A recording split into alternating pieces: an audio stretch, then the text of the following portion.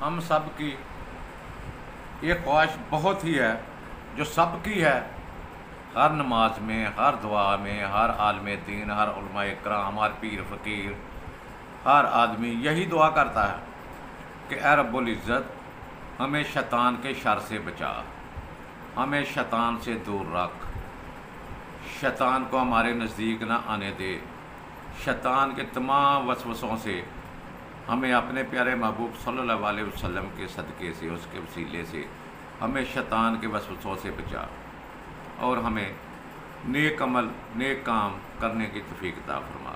हर कोई यही दुआ करता है, लेकिन कभी हमने ये सोचा कि कौन सा ऐसा काम है जो हम शैतान का काम ही कर रहे हैं, बल्कि यहाँ तक तो शैतान ने तो हमें अपने रिश्तेदार बना लिया है। वो तो ये कहता है, पता है आपको वो शैतान क्या कहता है?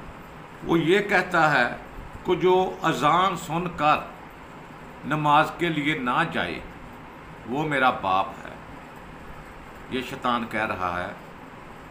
फिर वो आगे कहता है फजूल खर्ची करने वाला मेरा भाई है, और फिर वो कहता है इमाम से पहले रुकू करने वाला, सजदा करने वाला मेरा बेटा है।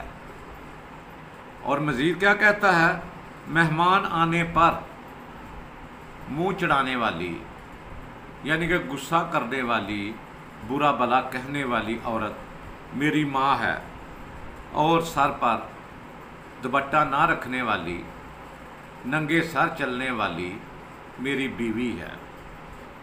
बगैर बिस्मिल्लाह शरीफ पढ़कर खाना ना खाने वाला मेरा बाप है ना, सॉरी, बगैर बिस्मिल्लाह शरीफ पढ़कर खाना ना खाने वाला मेरा बेटा है, और जो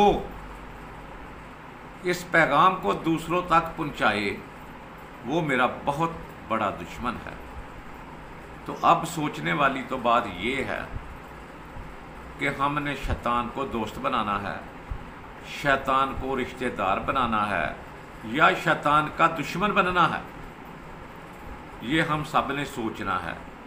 सोच कर हमने ये कदम उठाना है कि हमने शैतान के साथ कौन सी रिश्तेदारी करनी है।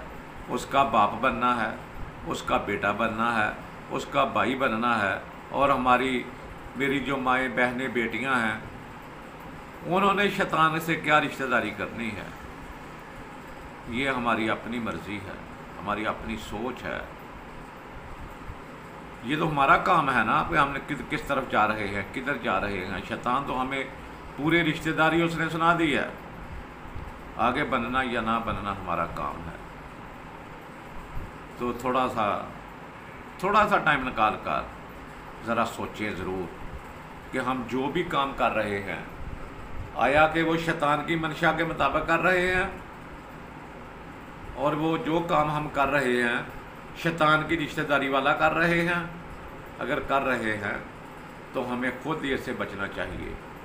और मेरी दुआ है अल्लाह रब्बुल इज़्ज़त से कि अपने प्यारे महबूब सल्लल्लाहु अलैहि वसल्लम के सदक़े, अपनी प्यारी अहले बैत के सदक़े, अपने प्यारे और बरगज़ीदा उन लोगों के सदक़े जिन पर उनके खुसूसी अनामात व कराम हुए हैं, उनके सदक़े हम सब पर शफ़क़त फरमा दे, हम सब पर रहमत फरमा दे, और हमें हिदायत दे दे, और हमें हक़ का रास्ता दिखा दे, और शैतान मरदूद से हमें पनाह दे दे। आमीन सुम्मा आमीन। अस्सलामु अलैकुम व रहमतुल्लाहि व बरकातुहू।